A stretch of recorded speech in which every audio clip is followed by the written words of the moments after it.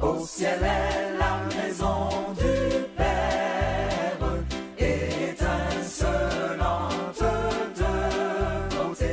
Tout en elle est gloire et lumière, ineffable félicité.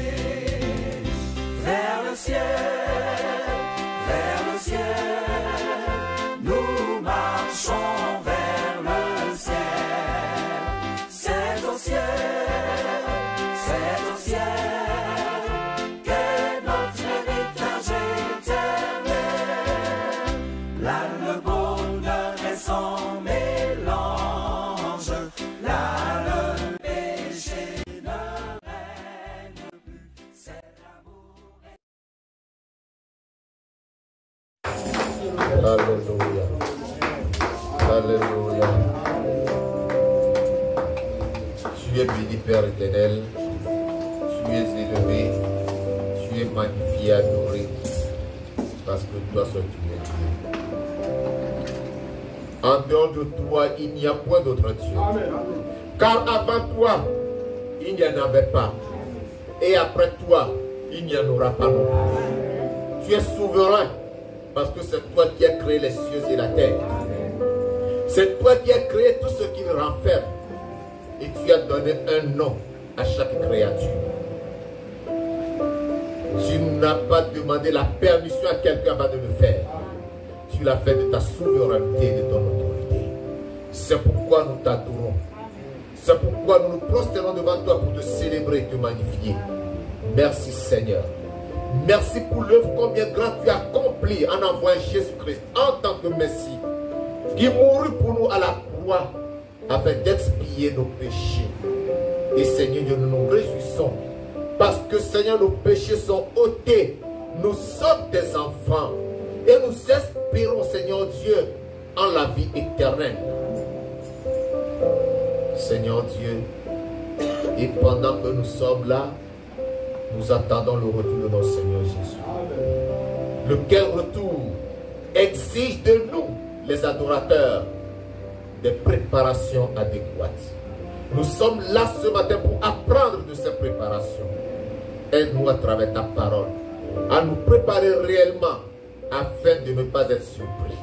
C'est pourquoi je prie que le Saint-Esprit puisse ouvrir l'entendement de chacun de nous ce matin, afin que personne ne soit passif pendant que le message passe, mais que chacun soit actif en écoutant attentivement, en prenant note et pour enfin mettre en pratique pour avoir la vie éternelle au nom de Jésus-Christ.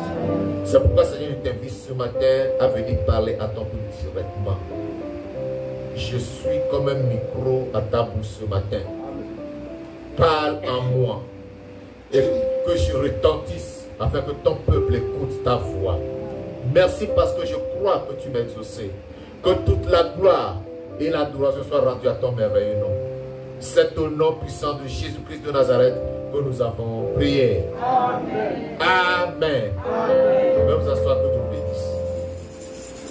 Alléluia. Je vous souhaite tous la bienvenue dans la maison du Seigneur ce matin. Et lorsque nous venons dans la maison de Dieu, nous devons avoir la joie. Nous devons célébrer notre Dieu de tout notre cœur. Parce qu'il est le Dieu souverain. Personne n'est jamais venu en sa présence pour retourner étant le même. Il y a un miracle qui se produit, un changement s'opère. Et j'espère que ce miracle se produira dans vos vies ce matin au nom de Jésus-Christ. Alléluia. Comme je l'avais déjà dit dans ma première prière, nous avions commencé l'enseignement sur le retour de Jésus-Christ, où je parlais effectivement des signes annonciateurs ou précurseurs, des événements précurseurs de l'avènement de Jésus-Christ. Pour ceux qui étaient là, qui ont écouté le message sur YouTube, ils savent de quoi je parle. Ce matin, nous continuons dans le même thème de l'eschatologie, c'est-à-dire des événements de la fin des temps, pour parler de l'imminence du retour de Jésus-Christ. L'imminence du retour de Jésus-Christ. Le mot imminence nous donne le caractère de ce qui est imminent, c'est-à-dire de ce qui est sur le point d'un événement qui est sur le point de se produire. Alléluia. Donc quand je dis l'imminence du retour de Jésus-Christ, c'est pour dire que le retour de Jésus-Christ n'est plus dans bientôt, mais il est dans très bientôt. Alléluia. Je ne sais pas si on me comprend. Amen. Je dis ce n'est pas bientôt, mais c'est dans très bientôt. Ce qui veut dire que ce retour est plus proche qu'avant. Alléluia. Alléluia. Amen. Si on devait réécrire la Bible, il est dit quelque part, Jésus revient bientôt. On dira, Jésus revient très bientôt. Alléluia. Ce n'est plus bientôt, mais c'est très bientôt. Et puis, que c'est plus proche. Et ça va avoir lieu. Alléluia. J'espère que je me fais comprendre. Cet enseignement est capital. C'est pour cela que je ne parle pas vite. Je vais doucement, afin que chacun comprenne ce dont nous parlons.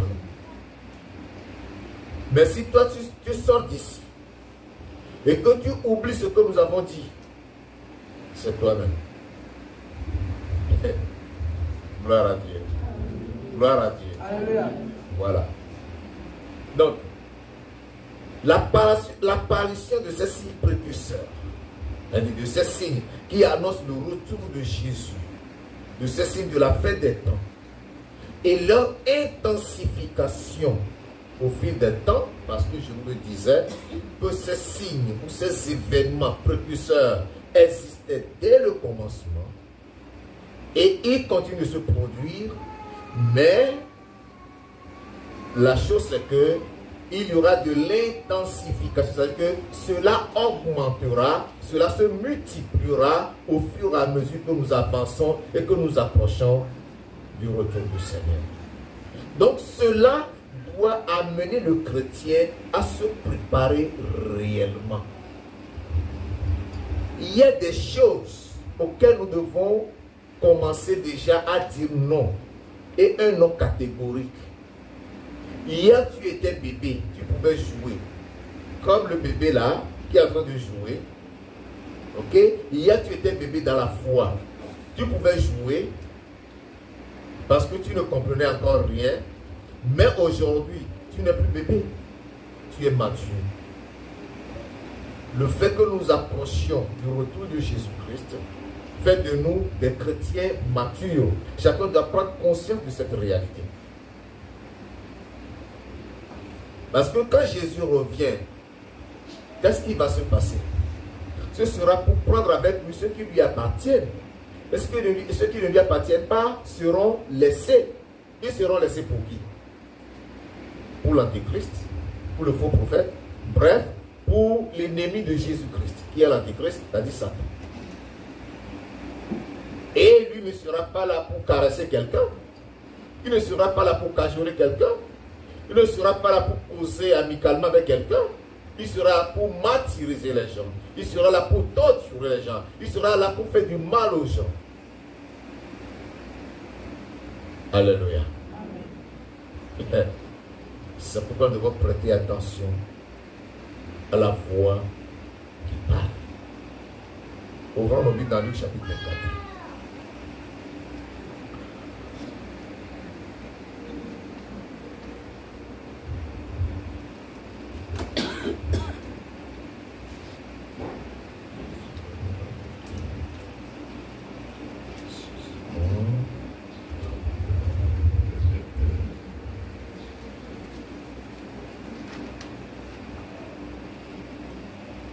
Excusez-moi, c'est plutôt Matthieu.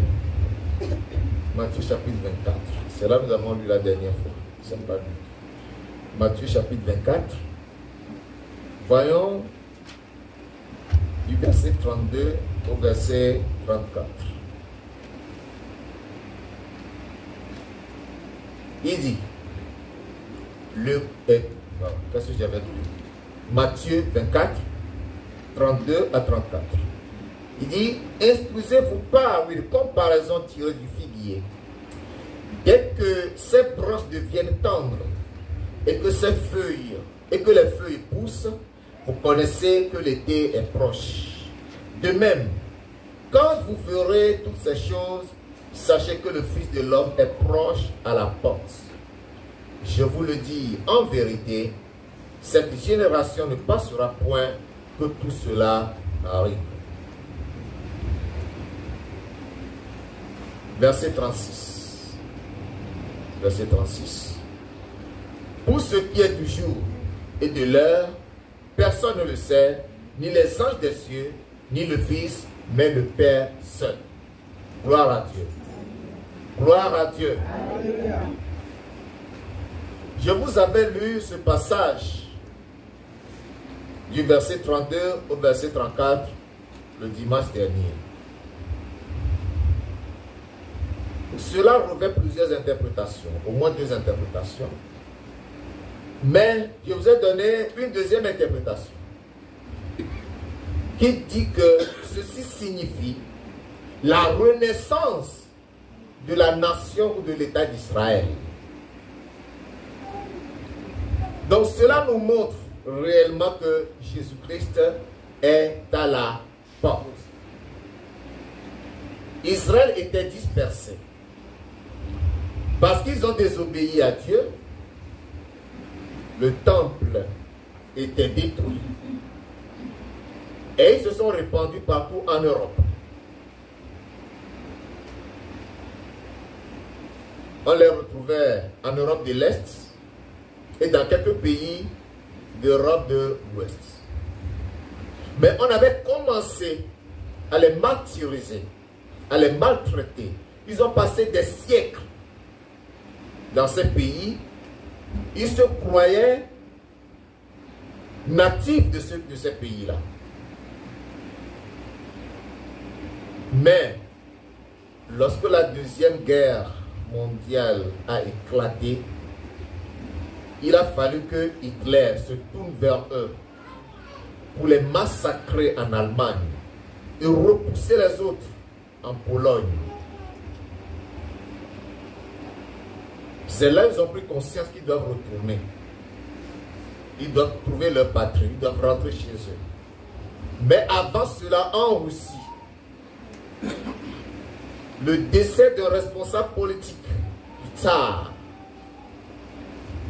avait causé l'accusation des Juifs. On avait commencé à la maltraiter.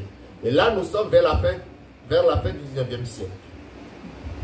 Depuis cet événement, ils ont commencé à réfléchir. Nous devons nous organiser pour rentrer. Et ils avaient fondé le sionisme. Le peu de Juifs qui étaient restés en Palestine aussi se préparaient.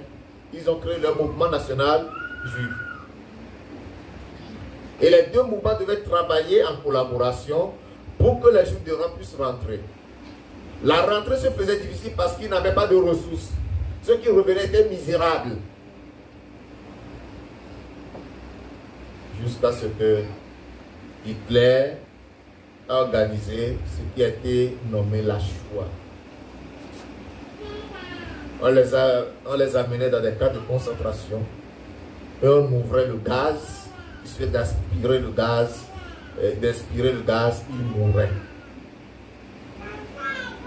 C'était affreux.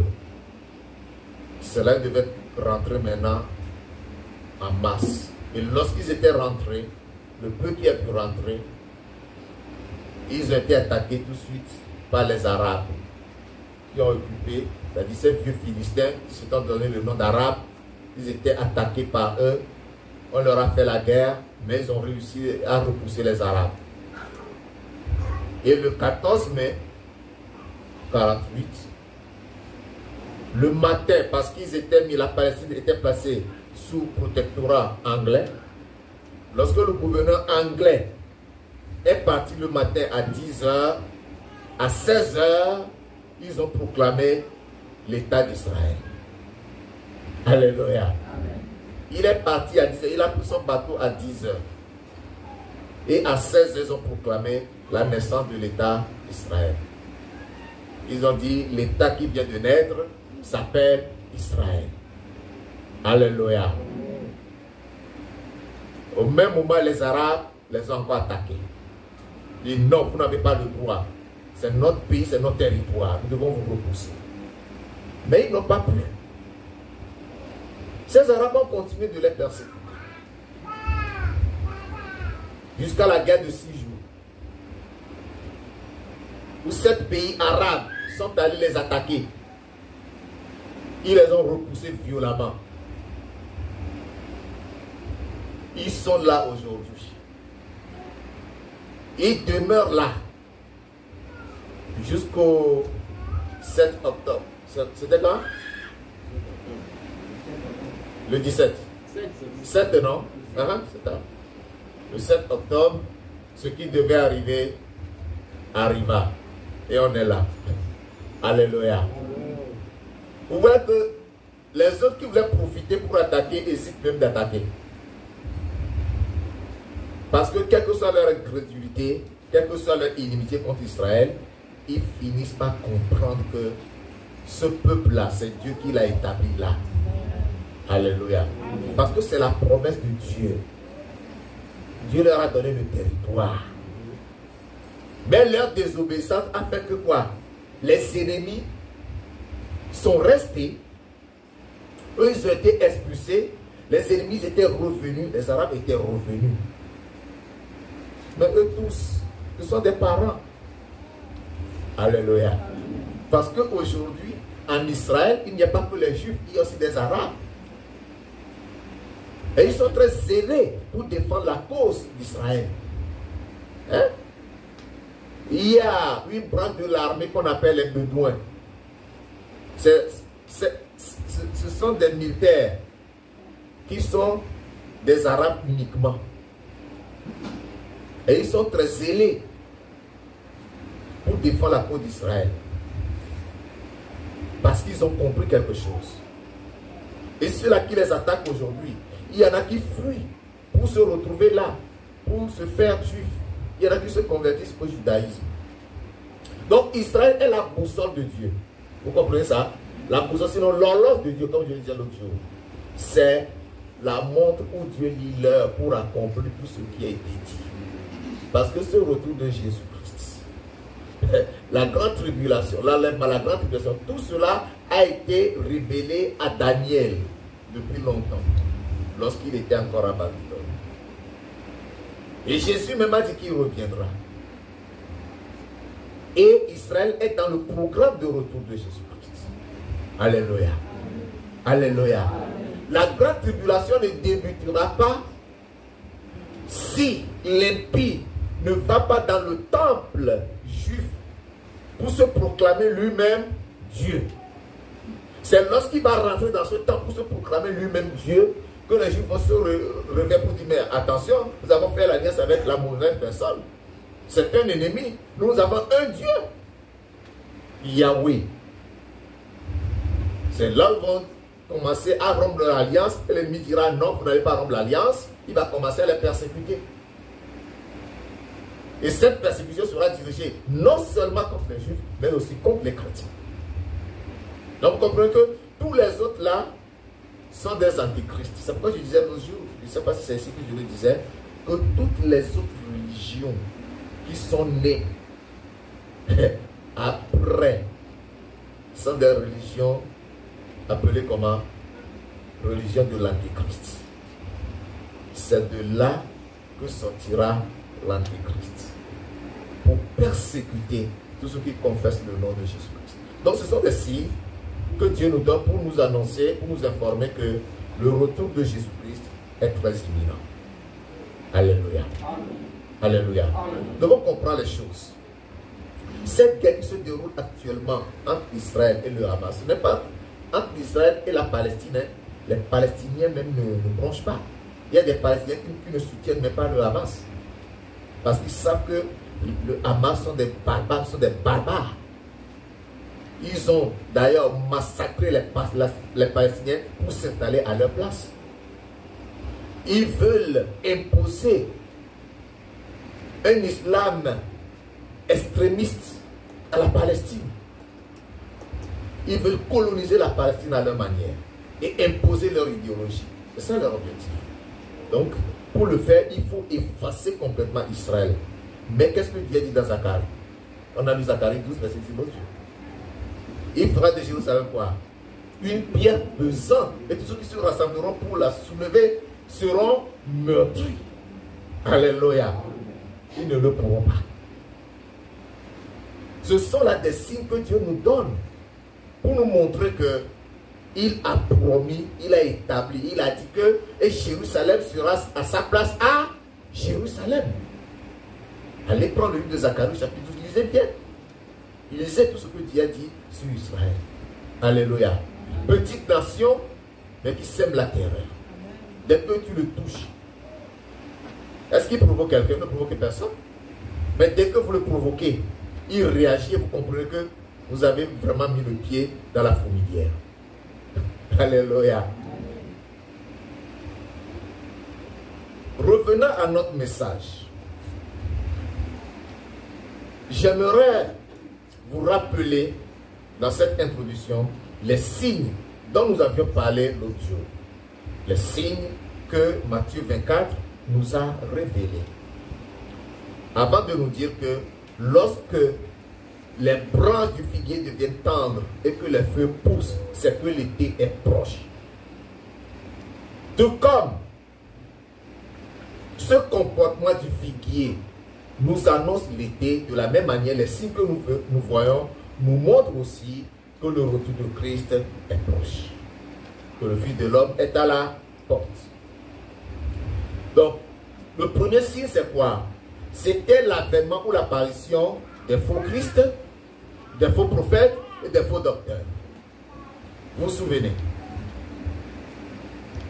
Et ces faux existaient dès le commencement. Dès le commencement, au temps de Jésus même, on avait rencontré quelqu'un qui s'appelait comment? Bar Jésus. Bar Jésus. Un faux Christ. Et les gens le suivaient. Et aujourd'hui, il y a des faux docteurs, des faux prophètes, des faux pasteurs. Donc faites très attention. Il ne suffit pas de voir quelqu'un en train de prêcher pour dire oui, dire la vérité. Il ne suffit pas de voir quelqu'un opérer des miracles pour dire oui, c'est l'Esprit de Dieu. Demandez l'esprit de discernement, afin que vous discerniez l'esprit par lequel la personne agit. Alléluia. Plusieurs ont fait des alliances avec des démons. Plusieurs sont partis dormir dans des forêts avec les charlatans pour recevoir la puissance. Afin de donner des visions, avant d'avoir des visions, des révélations et de prophétiser. Vous allez chez eux et dire oui, le Seigneur me montre, oui, je vois, oui. C'est la vérité qui vous dit cependant. C'est la vérité. Mais ce n'est pas par l'Esprit de Dieu. On doit faire très attention. Très attention. Deuxième signe, ce sont les guerres et les catastrophes naturelles. Les tremblements de terre, les éruptions volcaniques, les glissements de terrain, les inondations, toutes ces catastrophes. Le réchauffement climatique que nous vivons aujourd'hui, les pluies qui ne sont plus en leur saison. Toutes les saisons maintenant sont déplacées. Et ça crée de réels problèmes à l'agriculteur africain. Parce que nous dépendons des saisons pour cultiver telle ou telle semence. Mais tout est déplacé maintenant. Et ça crée de sérieux problèmes. D'où la famine. Quand les saisons ne sont plus à leur place, c'est la famine qui est aussi l'un des signes des derniers temps. Il y a la persécution contre les chrétiens, les croyants. Nous sommes persécutés partout où nous sommes. Et la persécution a commencé même dans la maison de Dieu. Quand dans la maison de Dieu, il y a des faux qui se soulèvent, ils font de fausses choses. On leur fait la guerre aussi au vrai. On te persécute parce que toi tu as Christ, tu n'as pas le même comportement, la même vie que tous les autres. C'est là où nous sommes. C'est vraiment dommage. Mais cette persécution, vous allez voir que ça va s'intensifier. Au temps de l'église primitive, les apôtres ont été tués, les chrétiens ont été tués. On les arrêtait, on les jetait même au lion. Et les gens se rassemblaient. C'est comme dans des cirques. Ils applaudissaient quand les lions les dévoraient. Toi, on t'a déjà jeté à quel animal? À quelle bête on t'a déjà jeté? Non. Une petite persécution, hein. Un païen qui a mal parlé de ce sommeil, tu es enflammé, tu es fâché, tu dis, lui là, je te maudis. Tu as le pouvoir de maudire, hein. Les gens subissent des persécutions plus atroces que nous, mais ils ont tenu ferme, ils n'ont pas renié leur foi. Alléluia. Le grand moment viendra, le grand moment de persécution viendra sur l'Église pour nous dire que nous sommes à la fin. Quatrième signe, l'apostasie généralisée, l'abandon de la foi. Il y en a qui rétrograde. Quand tu viens à l'église dimanche, tu attends encore 2 dimanches avant de revenir. Tu penses que tu es chrétien, mais tu penses que tu es vraiment dans le registre des chrétiens. Hein? Le diable s'est réuni avec ses agents. Hein? Ils ont dit que ceux qui vont à l'église comme ça, ou bien ceux qui vont à l'église seulement les dimanches là, ils sont déjà dans leur collimateur. Donc eux, ils ne se gênent même pas pour eux. Ils ne les dérangent même pas, ils les laissent tranquilles. Mais ceux qui sont chauds là, ils sont là dimanche, ils sont là en semaine, ils vont évangéliser, ils vont intercéder, ils vont faire ceci, ils vont faire cela. Eux là, ils n'aiment pas les voir. C'est à eux qui font la guerre. Alléluia. Chrétien de dimanche, revois ta position. Cesse d'être un chrétien de dimanche.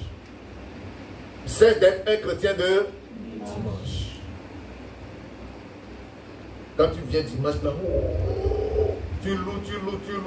Tu es plus fort. Quand tu rentres là, la Bible, là, mais tu balances quelque part. Plus de méditation, plus de retenant. Dimanche, maintenant, tu te lèves. Ah, la Bible, la même où tu fouilles partout, pour trouver ta Bible. Alors, nous sommes là. Réveille-toi. Alléluia. Réveille-toi. Il y a l'expansion ou la propagation de l'évangile. La propagation de l'évangile. C'est-à-dire que l'évangile sera prêché partout dans le monde entier. Et le Seigneur a dit pour faire quoi? Pour servir de témoignage. Il n'a pas dit que l'évangile sera prêché, alors il y aura un grand réveil, tout le monde sera converti. Non.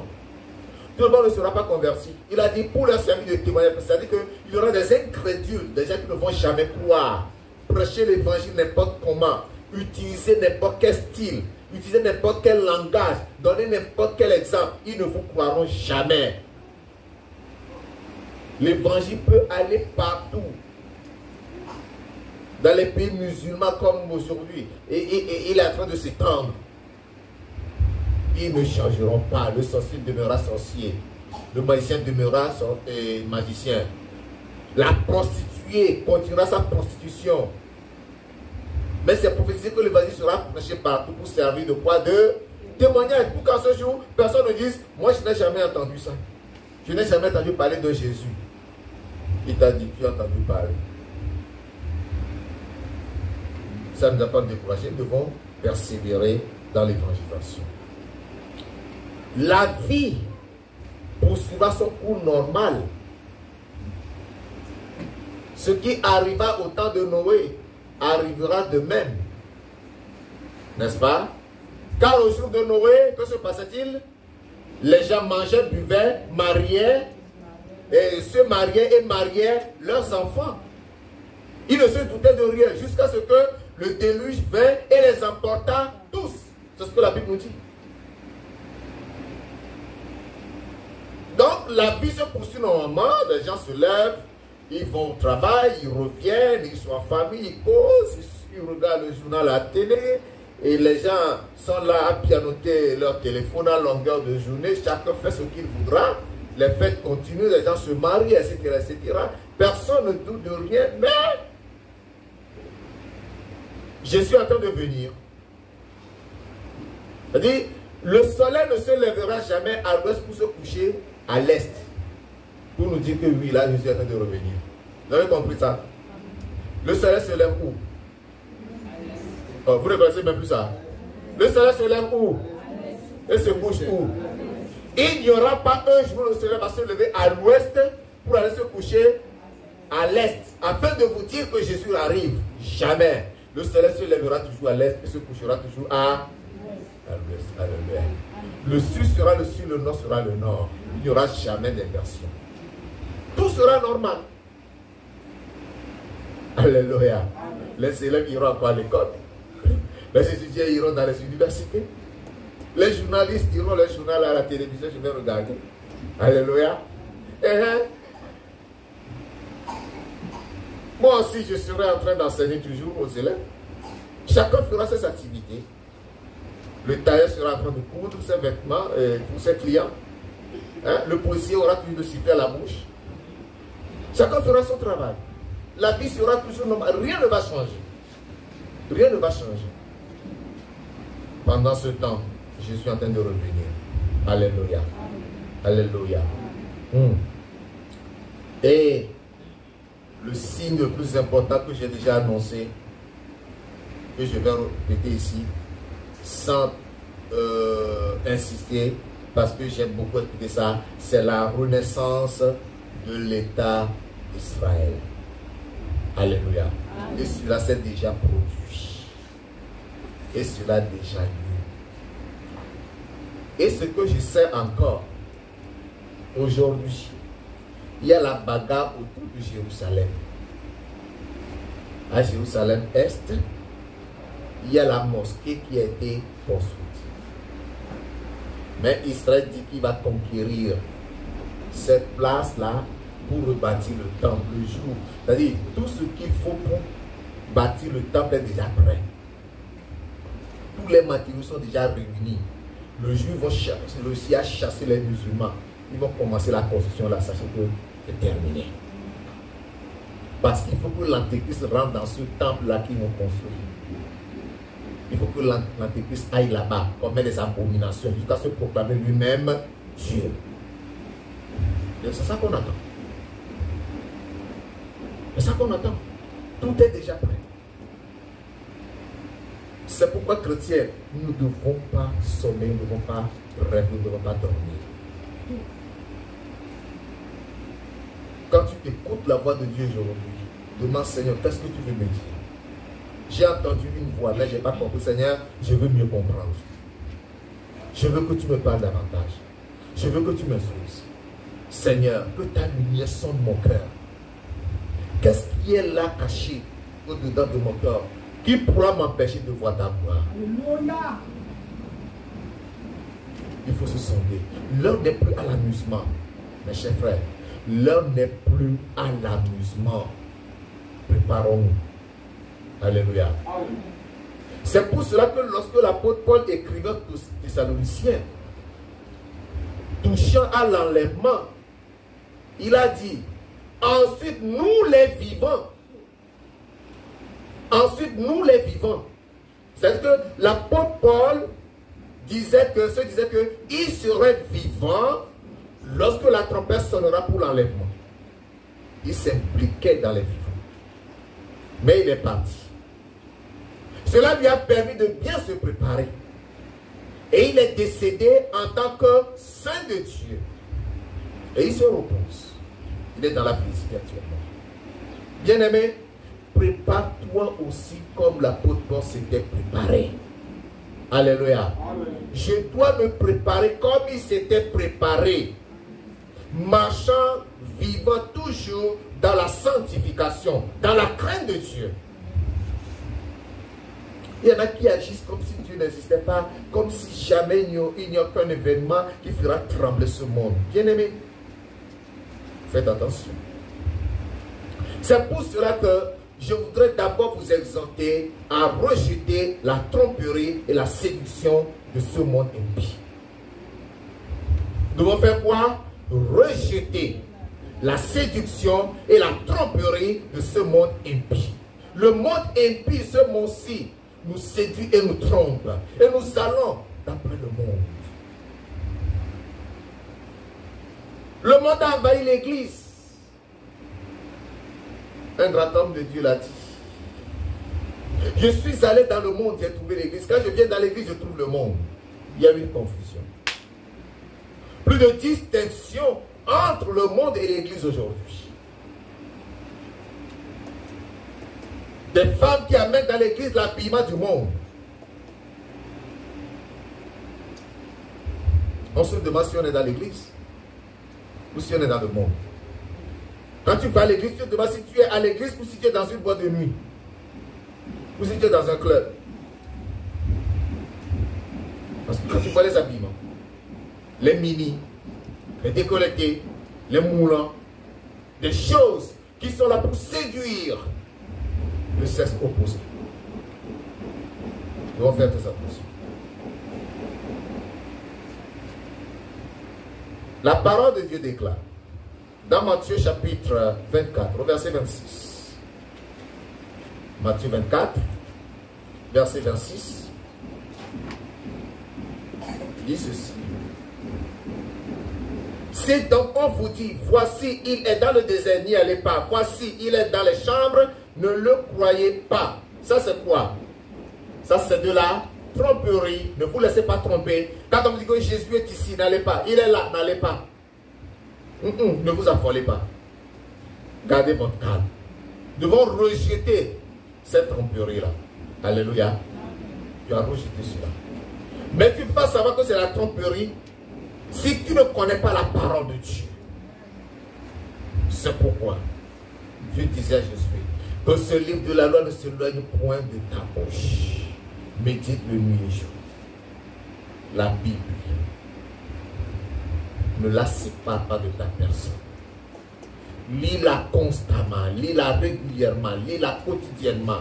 Lis-la tant que tu pourras. Il n'y a pas une trop lecture de la Bible. Et personne n'est jamais mort après avoir lu la Bible. Au contraire, ça donne la vie. Alléluia. Lisez. Ceux qui viennent à l'église les bras ballants comme ça, là, c'est pas bien. La Bible. C'est ce que Jésus a dit.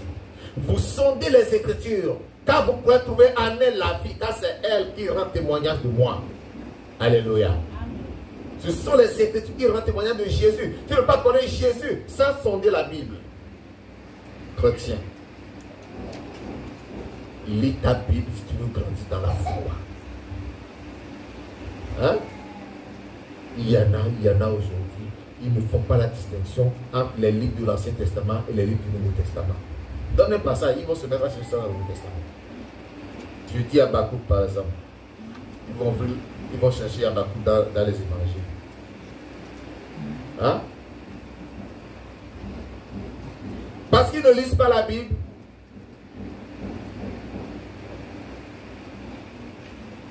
Je dis Zacharie, oh, ça se trouve dans la Bible. Zacharie. Parce qu'ils n'ont jamais ouvert leur Bible. Ils ont la Bible, mais nous pas. Tu sais lire. Lis la Bible. Lis la parole de Dieu.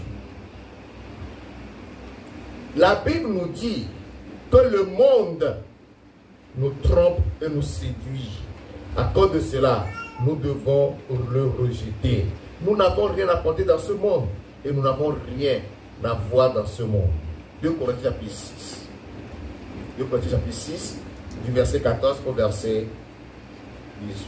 Il dit, Ne vous mettez pas avec les fidèles sur un joug étranger, car quel rapport y a-t-il entre la justice et l'iniquité? Ou qu'y a-t-il de commun entre la lumière et les ténèbres? Quel rapport y a-t-il entre Christ et Bélial? Ou quelle part a le fidèle avec l'infidèle? Quel rapport y a-t-il entre le temple de Dieu et les idoles? Car nous sommes le temple du Dieu vivant, comme Dieu l'a dit. J'habiterai, je marcherai au milieu d'eux.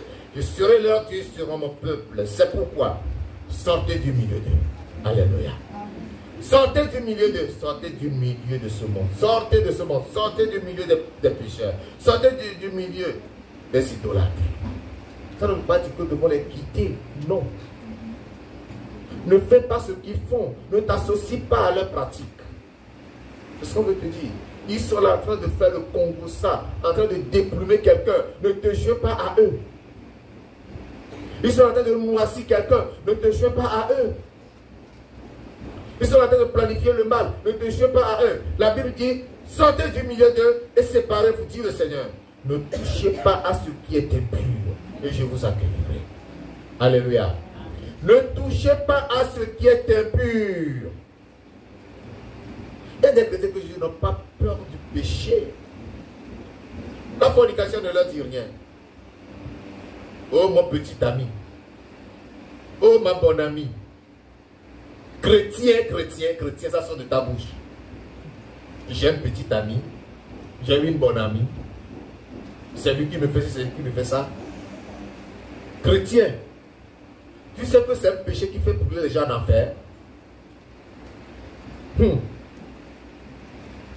Si on ne vous dit pas la vérité, écoutez bien ce matin la vérité. Alléluia. Écoutez bien la vérité. Écoutez bien la parole de Dieu. La Bible dit, sortez du milieu d'eux et séparez-vous. Ne collabore pas avec le mal. Ne sois pas associé du péché. Ne touche pas au péché. Et lorsque tu te sépares, il dit au verset 18, je serai pour vous un père et vous serez pour moi des fils et des filles, dit le Seigneur Tout-Puissant. Alléluia. Sépare-toi du péché. Éloigne-toi de l'iniquité. Rejette le mal. Ne t'associe pas au mal. Et alors tu seras enfant de Dieu. Ce qui fait mal, c'est que des gens, après avoir écouté tout ceci, vont se laisser encore tromper par des égarés. Ils vous diront, mais vous aussi, vos pasteurs là vous rassemblent, ils vous racontent n'importe quoi et vous croyez. Et depuis qu'on dit que la fin du monde va arriver là, où est la fin de ce monde? Ça n'est jamais arrivé. Ils vous trompent, ne les croyez pas. C'est ce qu'ils vous disent. Et vous vous refroidissez dans votre foi. Mais sachez que cela n'a pas commencé avec vous. Alléluia. Ce n'est pas avec vous que cela a commencé. Cela a commencé depuis longtemps. 2 Pierre chapitre 1. Jésus a pris 2 Pierre au chapitre 1. 2 Pierre chapitre 1. Je vais lire à partir du verset 3. Je vais lire à partir du verset 3. Sachant avant tout que dans les derniers jours, il viendra des moqueurs avec leur raillerie, marchant selon leur propre convoitise et disant, où est la promesse de son avènement? Car depuis que les pères sont morts, tout demeure comme dès le commencement de la création. Alléluia. Qu'est-ce que la parole de Dieu dit ici? Ils viendront, ces moqueurs viendront vers leur erreur, vous dire, mais vous aussi. Où est la promesse de son avènement? Car depuis que les pères sont morts, ça dit que cela a été annoncé depuis là. Et nos aïeux sont morts, ils ont entendu ce retour de Jésus, ils n'ont rien vu, ils sont morts. Toi-même, ton grand-père est mort, ton père est mort. Il te paraît de l'avènement de Jésus, il ne l'a jamais vu, il est mort. Et toi, si tu en parles aujourd'hui, c'est où? Depuis ça ne vient pas. C'est ainsi qu'on vous détourne de la foi. Ils se sont des moqueurs qui viennent avec leur raillerie. Ne les suivez pas. Et la Bible dit au verset 5, ils veulent ignorer en effet que des choses existaient autrefois par la parole de Dieu. De même qu'une terre tirée de l'eau est formée au moyen de l'eau. Et que par ces choses, le monde alors périt submergé par l'eau, tandis que par la même parole, les cieux et la terre, d'à présent, sont gardés et réservés pour le feu, pour le jour du jugement et de la ruine des hommes impies. Comprenez ça? Et que déjà tu as détruit cette terre avec de l'eau. Mais la terre sur laquelle nous vivons actuellement, ce n'est plus l'eau qui va détruire ça, cette terre. Ce sera le feu. Le feu va consumer ça, la terre va fondre. Comme le plastique qui fond au feu. C'est comme ça que la terre va fondre. Tu vas fondre la terre avec du feu. Il va créer une nouvelle terre et des nouveaux cieux. Alléluia. La nouvelle terre et les nouveaux cieux, c'est ce à quoi nous devons aspirer. C'est pour cela que le Seigneur nous dit de rejeter le monde, de sortir du monde. Dans 1 Jean chapitre 2. 1 Jean chapitre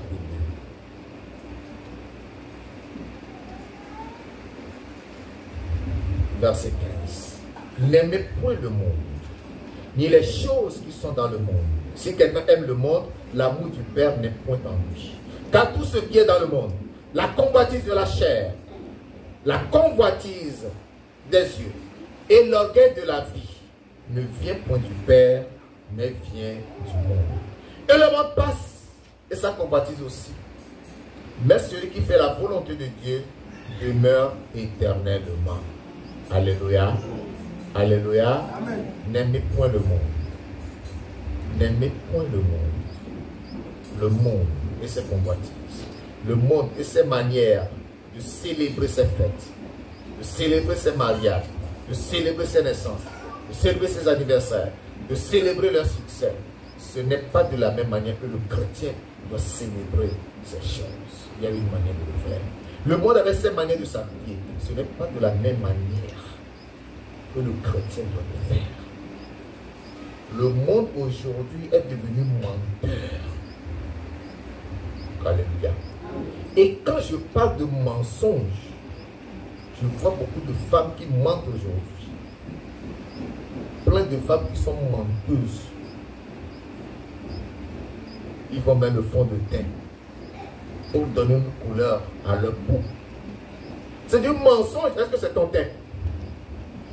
Le fond de teint te change quoi? Ça te change le teint, non?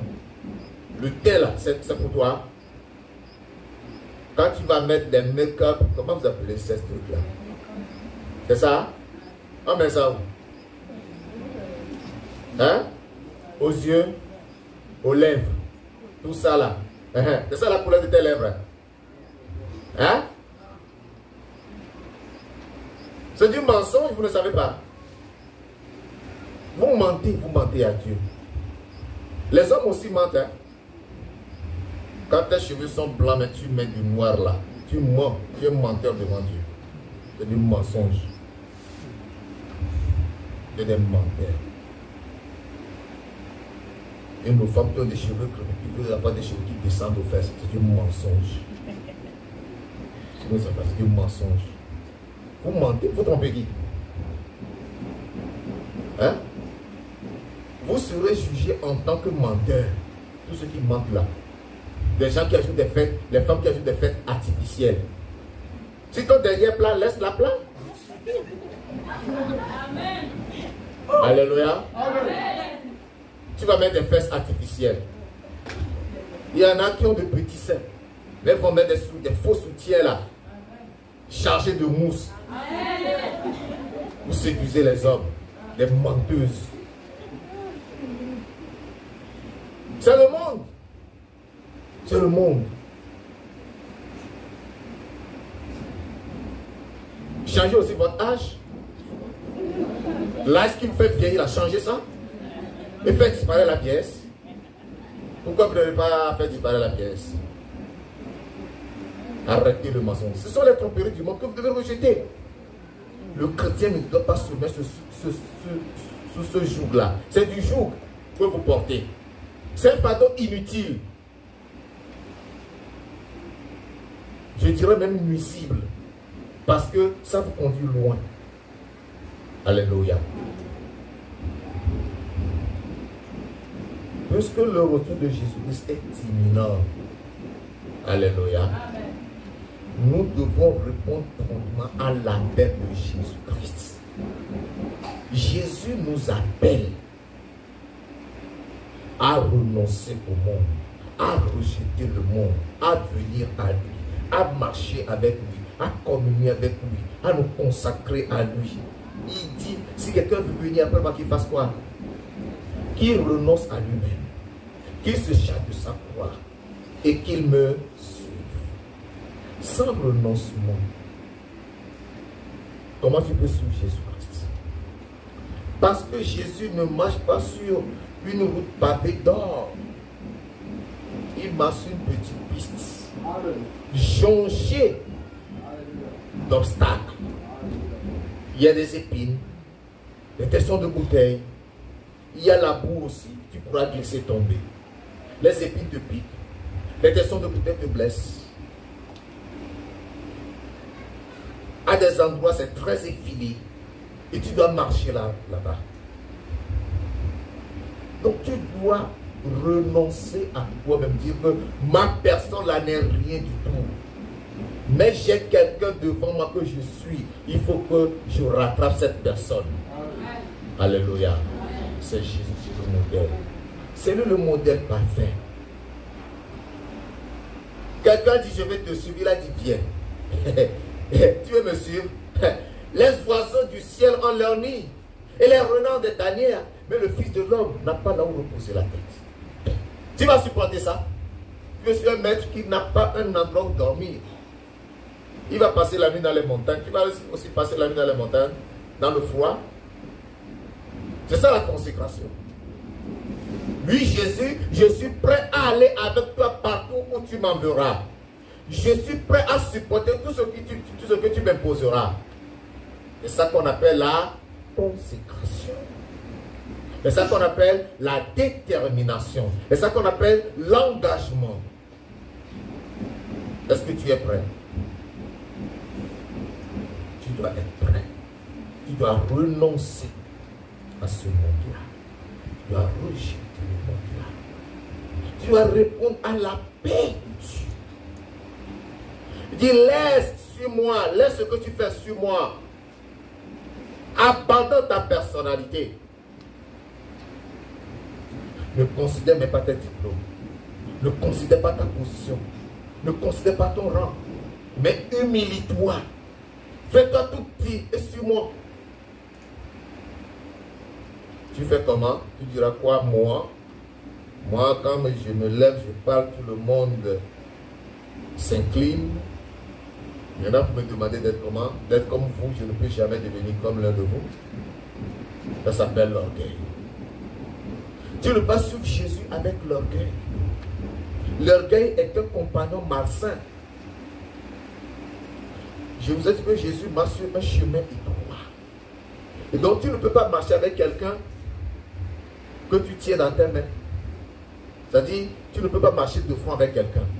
L'orgueil est un partenaire de front. Quand vous marchez de front, c'est que vous deux, vous êtes au même niveau, vous avancez ensemble. Mais Jésus voudra que vous le suiviez à la queue leu ou à la file indienne. L'un devant et quoi, l'un derrière l'autre. C'est lui qui est devant et nous le suivons. Alléluia. Amen. Alléluia. Amen. Si tu as pour compagnon l'orgueil, tu as pour compagnon la fornication, tu as pour compagnon le vin, tu as pour compagnon le maraboutage, le fétichisme, tu ne peux pas suivre Jésus. Alléluia. Amen. Tu as pour compagnon les calomnies, le mensonge, tu ne peux pas suivre Jésus. Tu as pour compagnon la moquerie, tu ne peux pas suivre Jésus. Ce sont des choses que tu dois laisser derrière. Suivre Jésus, c'est comme tu marches et tu arrives à un carrefour. À ce carrefour, il y a une route qui va comme ça, l'autre qui va comme ça. Alléluia. Celui qui va comme ça, à gauche, elle est bien large. De jolis pavés. Et déjà sont nombreux. Mais l'autre là, tu vois un petit chemin seulement qui serpente à travers la brousse. Et il y avait une croix plantée tout juste à l'entrée de ce chemin. Quand tu prends ce chemin-là, tout ce que tu portes là, dépose ça au pied de ta croix et de cette croix-là. Alléluia. Le monde, le péché, l'orgueil, le mensonge, la fornication, l'adultère, dépose tout au pied de cette croix. Alléluia. Tu te libères. Et maintenant tu pourras marcher sur le chemin. Alléluia. C'est ça sur Jésus-Christ. C'est à cela qu'il nous appelle. Il nous appelle à la paix avec tous les hommes, voire avec nos ennemis. Et à la sanctification, Hébreux 12, verset 14. Rechercher la paix avec tous. Et la sanctification sans laquelle personne ne verra le Seigneur. La sanctification. C'est-à-dire la délivrance totale du péché, le rejet du péché, l'insensibilité au péché. Tu n'es plus sensible au péché, tu es mort au péché. Alléluia. Alléluia. Amen. Les gens pensent que sur Christ, il suffit d'aller à l'église le dimanche, chanter, louer, donner l'offrande, donner la dîme. On est arrivé sur Christ. Non. Garde ton offrande avec toi, garde ta dîme avec toi. Jésus n'en a pas besoin. Jésus a besoin de ton cœur. Donne ton cœur à Jésus. Purifie ton cœur, sanctifie ton cœur.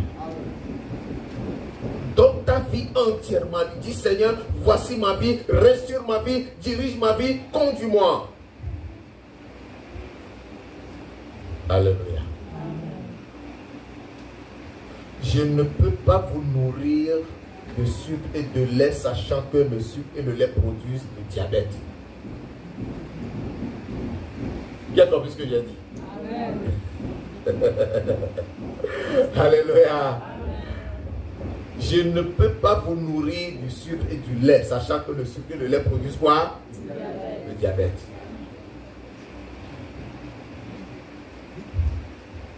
Il faut que je vous donne ce qui est amer pour que vous soyez en bonne santé. Amen. Alléluia. Amen. Qui veut être en bonne santé? Amen. Alléluia. Soyez bénis. La chloroquine ou la nivaquine, difficile à troquer, mais ça chasse le palu. Amen. Alléluia. Amen. Tu veux être en bonne santé, tu ne veux pas le palu, prends de la chloroquine ou de la nivaquine. Tu auras la bonne santé. Alléluia. Vous comprenez, non? Si je viens tous les jours, censé chasser le démon, chasser le diable, piétiner, piétiner. Là, on voit les chrétiens. On transpire. Mais quand il y a la vérité là, c'est le calme plat. C'est ça la nivaquine donc ça. Pour être en bonne santé. Alléluia. Même Alléluia n'arrive pas à répondre. Alléluia. Amen. Là, je vois que j'ai des candidats du ciel devant moi. Amen. Des gens qui désirent la vie éternelle. Amen. Vous voulez écouter des choses qui vous édifient. Amen. Alléluia. Amen. Alléluia. Amen. Et lorsque toi tu connais cette vérité, bien aimé, je vois le temps, je ne peux pas lire tous les passages que j'ai mentionnés. Je reviens peut-être la prochaine fois, je vais reprendre ça avec des passages à la vie parce que je veux que ce message soit bien compris. Je veux que ça reste dans nos cœurs, dans nos têtes, que ça résonne à tout moment. C'est capital, c'est fondamental. Alléluia. Amen. Lorsque tu as la connaissance de cette vérité, qu'est-ce que tu fais? Tu informes ton voisin. C'est-à-dire que tu vas répandre cette bonne nouvelle.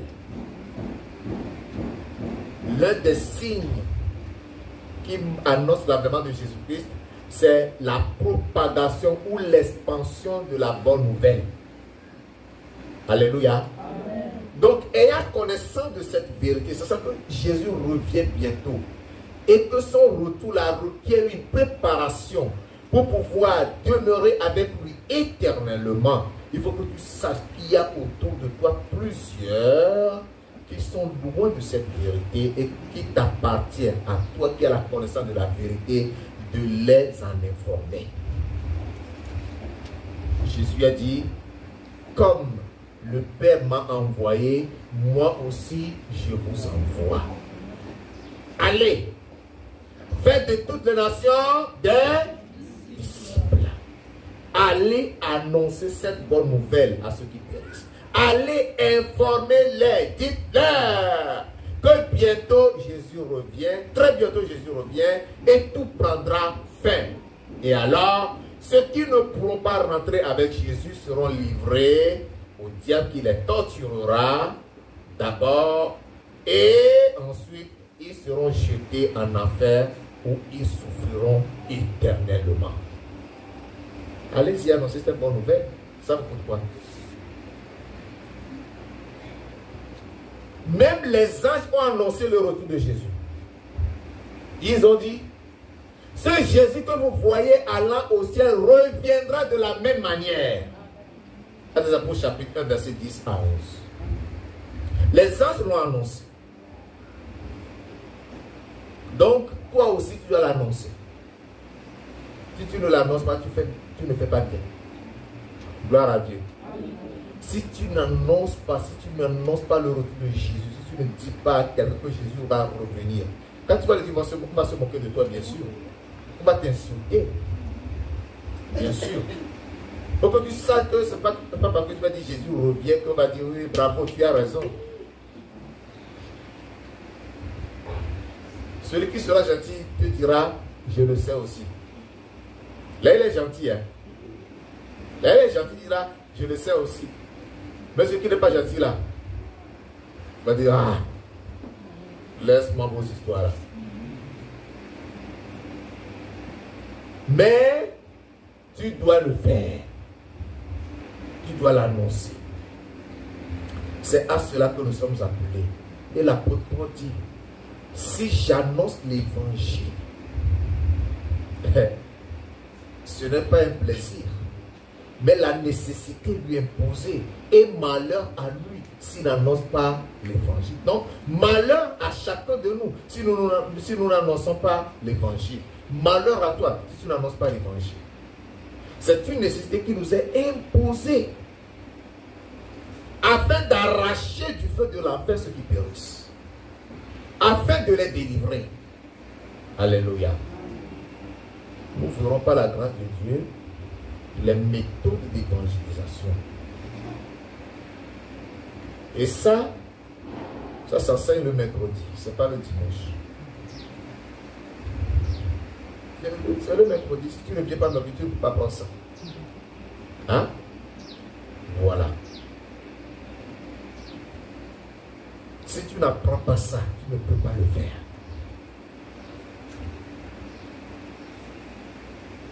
On dit de répondre l'évangile, oui. Mais comment le faire? Commence à ta manière. Quand on te gifle là, tu vas apprendre. Quand on te verse de l'eau chaude là, tu vas apprendre. Tu vas changer de méthode. Alléluia. C'est une bonne école. Mais si tu viens apprendre, tu vas comprendre. J'avais dit à une soeur, dont le frère était malade. Son frère est musulman. Et elle m'a dit, je veux que certains frères m'accompagnent à l'hôpital pour prêcher l'évangile à mon frère. Quand elle m'a dit ça, j'ai dit, appelle-moi ses frères. Je leur ai dit, quand vous allez, ne dites pas Jésus, ne prononcez pas le nom de Jésus. Si vous prononcez Jésus, il ne va pas vous écouter. Mais dites Dieu, Dieu, Dieu, il va vous écouter. Et quand vous saurez qu'il est bien rentré là, vous en dites Jésus, il va accepter. Et quand ils sont revenus, oh pasteur, tu as raison. Ça marche. Alléluia. Et il y a une manière d'annoncer l'évangile. Et il faut l'apprendre. Quand tu dis aux musulmans Jésus, dès que tu vois, tu dis Jésus là. Hey, Issa. Et oui, Issa, non, si on connaît Issa, c'est fini, c'est lui qui va t'évangéliser au contraire. C'est lui qui va te parler de Issa. Mais quand tu dis Dieu, Dieu, Dieu, Dieu là, tu peux même dire Allah. Il va bien t'écouter. Lorsque tu verras qu'il est bien absorbé, il est bien rentré là. C'est Jésus. C'est comme la part que tu lui as présentée. Il a déjà mordu. Il ne lâche plus. Alléluia. C'est ça. C'est comme ça que ça se passe. Donc, il faut apprendre à évangéliser. Ceux qui disent, moi, mercredi, je ne peux pas aller à l'église là, c'est vous-même. Vous n'apprenez rien. Vous devez apprendre. Que le Seigneur nous aidera. Donc comprenez que, ayant la connaissance du retour de Jésus-Christ, il faut que nous en informions les autres. Nous devons leur montrer les signes que Jésus-Christ n'est plus loin. Il est déjà là à la porte. Et bientôt il reviendra. L'imminence du retour de Jésus-Christ. Très bientôt. Ce matin, avant que tu n'ailles répandre cette nouvelle de l'avènement de Jésus, il faut que toi-même tu te prépares. Il faut que tu sois prêt. C'est pourquoi je vais t'inviter maintenant à parler au Seigneur. Présente ta vie au Seigneur. Demande au Seigneur de rentrer dans ta vie, de purifier ta vie, de te sanctifier, de te purifier, de te préparer à le rencontrer. Parle au Seigneur. Parle au Seigneur.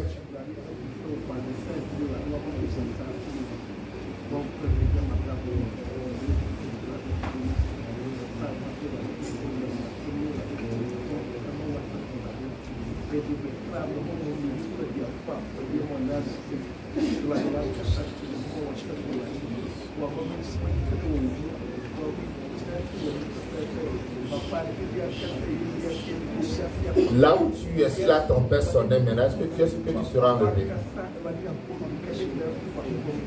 Implore la miséricorde de Dieu. Réclame le sang de Jésus-Christ pour te laver. Que toutes les taches qui se trouvent en toi, tous ces soucis qui se trouvent en toi, soient lavés par le sang de Jésus-Christ. Que toutes tes faiblesses soient ôtées maintenant. Que ta vie soit transformée. Que le changement se produise en toi. Parle au Seigneur.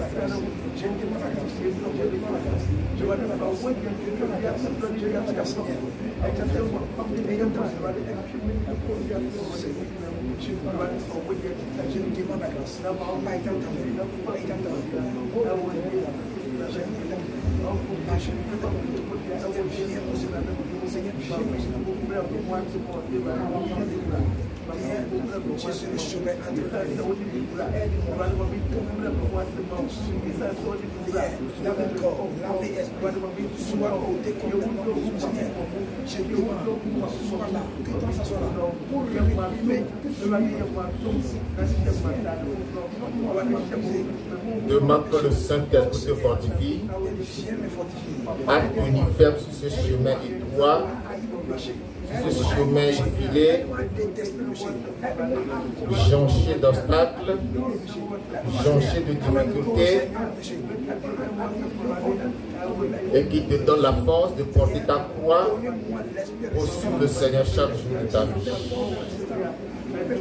Tu as besoin de la force que donne le Saint-Esprit pour que tu puisses te charger de la croix, pour que tu puisses suivre le Seigneur.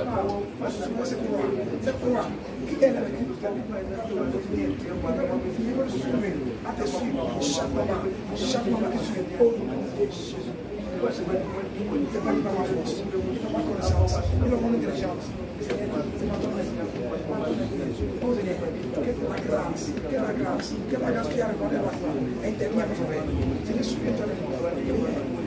Tu es destiné ta parole, de tout ton cœur, de ton âme. Tu es destiné de faire le bien à ces deux. Oh Seigneur, Seigneur, en ce jour, que Seigneur, décide-toi de me faire le bien. Que ta parole me sanctifie d'avance, que ta parole m'accorde l'esprit de résistance à plus de je sois rempli de cet esprit, que je m'impose à le péché, que tout esprit de ta personne de péché, que je rejette, il y a eu le péché pour le monde, aide-moi que les péchés sont mes ennemis, aide-moi que je passe le péché, oh Seigneur, je suis capable.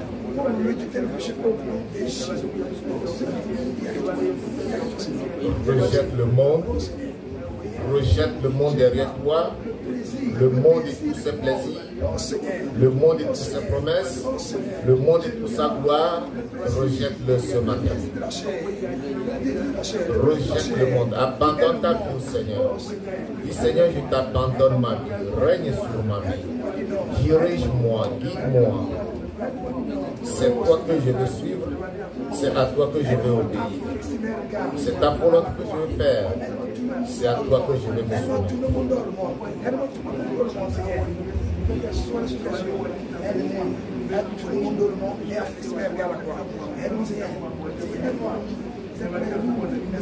Tu nous as montré, Seigneur, que nous pouvons nous sauver. Tu nous as montré que nous pouvons nous sauver par ta grâce. Alors, Seigneur, que ta grâce soit disposée. La grâce que tu as disposée pour que je sois égaré. Ils sont sur les bras, je suis jusqu'à la terre. Aide-moi, Seigneur. Aide-moi, Seigneur. Je prie que tu sois ici. Sur ma croix. Sur ma croix. Sur ma croix. Sur ma croix. Sur ma croix. Sur ma croix. Sur ma croix. Sur ma croix. Au nom de Jésus. Au nom de Jésus. Seigneur, Seigneur, je me prie, aide à mes péchés. Aide-moi, que je sois Seigneur. Aide-moi, que je ne fonce dans le péché. Au nom de Jésus-Christ de Nazareth, nous avons prié. Notre Père et notre Dieu, nous voulons te dire merci ce matin et te louer pour ta parole que tu nous as donnée. Nous annonçons l'imminence du retour de Jésus-Christ. Oui, c'est la vérité, nous y croyons. C'est pourquoi nous demandons ce matin, Seigneur Dieu, que tu prépares chacun de nous à te rencontrer selon que la mousse l'a ordonné. Nous implorons ce matin le sang de Christ pour laver chacun de nous, depuis le sommet de jusqu'à la plante des pieds, pour purifier notre être entier, l'esprit, l'âme et le corps, afin que nous soyons irrépréhensibles dans ta présence. Et lorsque la trompette sonnera pour rassembler les élus, Seigneur Dieu, nous aussi, nous soyons joints à ces élus pour hériter la gloire éternelle au nom de Jésus-Christ. Que le monde et ses attraits se tiennent très loin de nous au nom de Jésus. Nous rejetons le monde et tous ses plaisirs. Nous renonçons au péché et nous les chassons de nos vies. Nous te donnons nos vies, nous nous chassons de la croix. Nous te suivons, nous voulons marcher à ta suite. Donne-nous la force, Papa des cieux, d'obéir à toi tous les jours de nos vies au nom de Jésus-Christ. Père Tout-Puissant, je vais te dire merci parce que je crois que tu nous aides aussi. Que toute la gloire et la louange soient rendues à ton seul nom. Merci Seigneur pour ta fidélité. C'est au nom puissant de Jésus-Christ de Nazareth que nous avons prié. Amen. Amen. Vous êtes bénis au nom de Jésus.